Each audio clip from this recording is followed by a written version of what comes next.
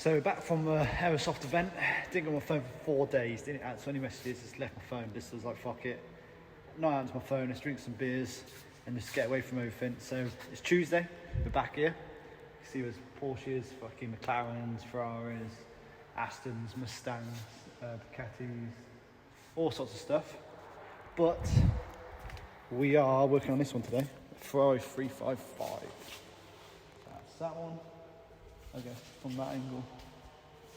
I'm going to take the rear hub off and at some point it's going to have a service, but we're just going to concentrate doing a rear hub because there's a lot of shit going on and I'm getting confused, and some of my what's the word, my habits are starting to fucking slip a little bit. So there's a lot of a lot more planning, a lot more reviewing and stuff. So I'm going to smash this out and at lunchtime start write some notes, going over. There's a lot of things to change, man. There's certain things which need changing, things will be better, things which it's not efficient and all that kind of stuff. So yeah.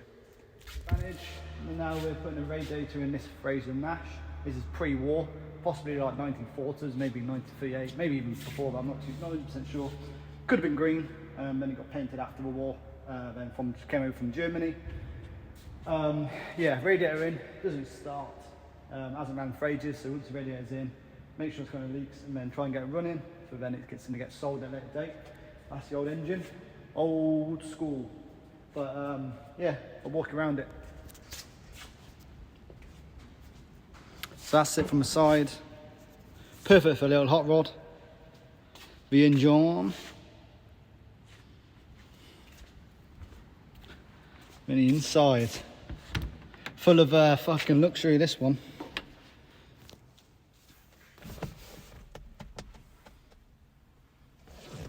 Seats are, on this kind of stuff, the springs, seats are just fucking springy. The suspension is in the seat for comfy, for driver comfiness.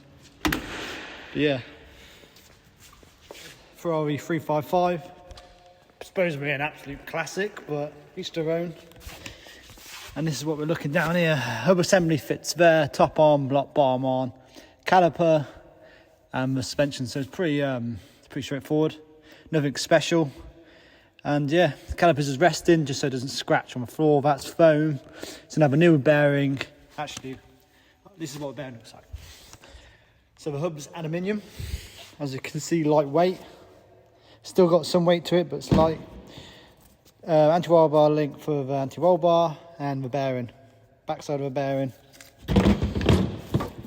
Front side of the bearing, that itself is the bearing. It is compact with two parts. That would bolt to that, and then, long story short, the wheel would bolt to that, and then the disc, because it's drum, it's disc and drum, so it's got a brake disc and shoes. Not most cars either have discs or drums. Most cars always have discs on the front. Some cars have drums on the back, or if it's high performance, will have discs on the back, obviously. So this itself, for those who don't know what one is a disc, and because it's got the shoes would sit in there, and you can see that material is on the inside for the shoes to grab out, which stops it, for the handbrake, and then foot brake, which is the caliper and piston, which clamps across it like the normal kind of cars you have. While I'm here, that's two of these on both sides. It's a shoe. It's actually more like that. But just so you get an idea, shoes are here, put the handbrake on, pushes against that, causes friction, stops it. These sit there, both sides are springs. I don't even have to really, bits can come apart as I can put it back easy. We do all that, you clean everything up, clean all this up and put new parts where necessary, and that shouldn't come apart. Bearing's knackered. Wheel hub nut goes there and pretty much fell in my hands. This fell apart in my hands pretty much, so he's fucked, and he's lucky that the wheel didn't come off. But yeah, it's going to get sent away. Either I have to figure out how to replace bearing, or it's going to go and get a bearing. It's £4,500 for £4,500 for that part and this part. It's all one. So 2 parts here. Imagine it's one complete part. That part and that part. 4.5 grand from Ferrari. I'm going to look for another bearing, see what fits. Most of another car fits, but yeah, that's the hub itself. Fraser Nash runs one of my oldest fucking shit. Here we go. So distributor cap, I'm going to take it off because man's doing all that. The main one, which causes a spark, which runs off the distributor, which then sends the cable around here, which is your spark plugs to each fire cylinder. Obviously, you can see it's a 6-cylinder straight, really old-fashioned way. Main power went in, the cable was corroded at the bottom. Had to solder it, well, chops the end off, solder it, get this little metal clip, put it to the end so it fits on nice and tight. That was one problem. The other problem was the pump that wasn't working. There's a fuel pump that takes fuel from a fuel tank, which is at the back, up to this thing, which is another kind of pump which runs off with a crank, I believe. So yeah, on the end of that, there should be a little thing that goes like that, if I'm not mistaken. I don't really work on these, it's been a while. And then that helps feed fuel, depending on obviously every rotation, to give or take how much fuel for each cylinder.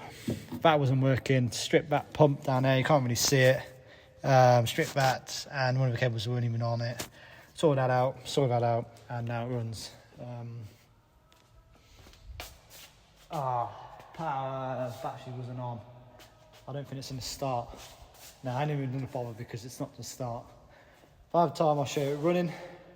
And the next thing I've got to do is a Vanquish, which isn't doing anything, it's dead. I'm not too sure where to start that one, but yeah, that's in general. This is my money.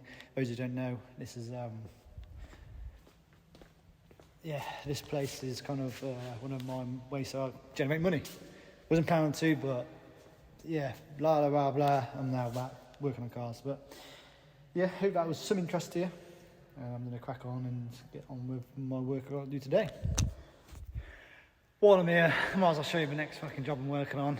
This is a Vanquish. Can be a collector's, they are quite nice. Handle well, sound pretty good. This is a V12. But yeah, this is a... yeah, they're a very different kind of design, like a body, but it does grow on you, it really does grow on you. This one, look at this. Now I do. This has got a power fault. Not 100% sure what it is because it was working fine, then stopped working. It won't start. Sometimes comes on, sometimes turns off. It does list, which is normally power issue. Obviously it doesn't start, so neutral.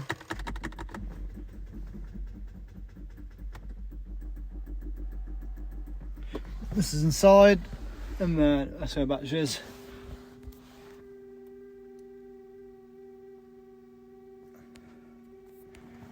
The same again with these. Put pedal on a foot on the brake, and it puts a neutral. That's not working. Yeah, so you can't even push this at the moment. We can't move this. There you go, that worked. Ideally, you would start. Doing quite cool. Some power related, not too sure what it is, but we shall find out. Although we do have to move these cars out of the way. These are on a ramp, and I need, yeah. I need a battery. I want to start with I put a battery on charge, but it's already dropped from 10.5 volts and with it on. I think it sounds like fuel pumps is fucking going. It's dropping to about 8 volts, so these are battery first anyway. So yeah, just diagnosing. Not fuck knows how long it's gonna take and what it's gonna be, but it's got a list of faults. Yeah, those who like cars. Look at this, boys and girls. So I put a neutral, pedal down, push that one and that one together. Should be a neutral. Press the start button. That, my friend, is a very easy fix. Again, 6 out of 6. 6 problems, 6 fixed, or 6. What's that? Incredible! That's the one. That's what you put on your lips, was it? Incredible. I know. But yeah, it's gonna be a bit rough because it's been trying to have problems. So I'm gonna let it run. That battery's fucked. Really, it's been on charge. It's just fucked. It's not holding enough power. Not doing its job. Put a computer on here. Delete the fault codes. Put things back. And that's done. Nice.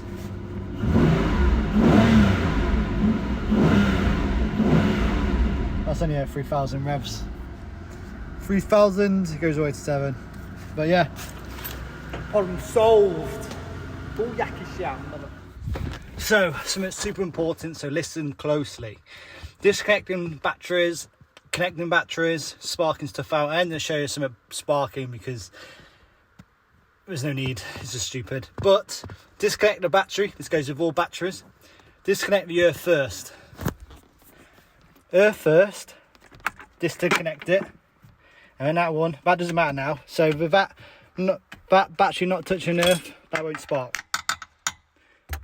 That touching, if I'd then touched a bolt from here to there, it would spark, melt, and fucking, yeah, you don't want to be touching it. So remember, battery connected, earth first.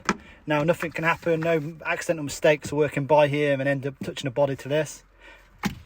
And then reverse, connecting the battery, earth last. Again, you can still work here, nothing gonna, you're ending up fucking be ratcheting something and they touch because that's not connected. So before I go, this little test, battery's connected, what do you remove first? You've got 5 seconds. For those who said earth, correct, with a battery completely disconnected, so no cables touching the battery, what goes on first? 5 seconds. If you said earth, you're wrong. If you said a power wire, yes, you're correct. Power one goes on first, followed by, that's fine, this is what normally happen. Because that's fine. If you put a piece of metal from there to there, it would literally weld and just get red until it fucking melts and blows up if needed. But yeah, super important so you don't fucking blow anything up, melt your fucking skin, and work safe.